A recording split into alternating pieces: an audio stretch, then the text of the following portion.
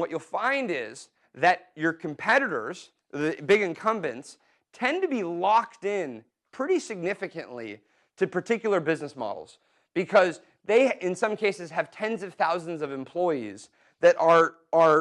built up to build and to deliver products in a very specific way. And so if you can find points of differentiation and disruption that they can't respond to because either it is too expensive for them to respond to, or strategically it doesn't make as much sense for them to respond,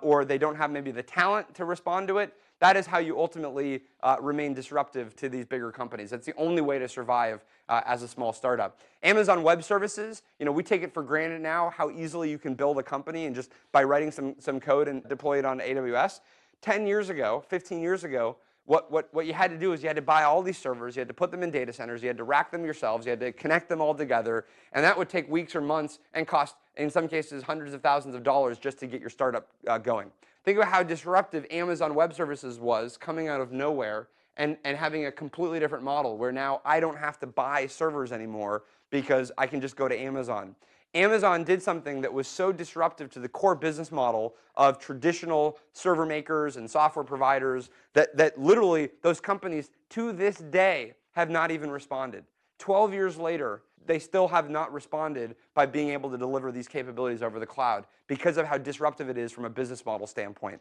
So really try and identify, are there things from a product standpoint that can be highly disruptive to how your product can be delivered to clients versus how incumbent solutions were delivered.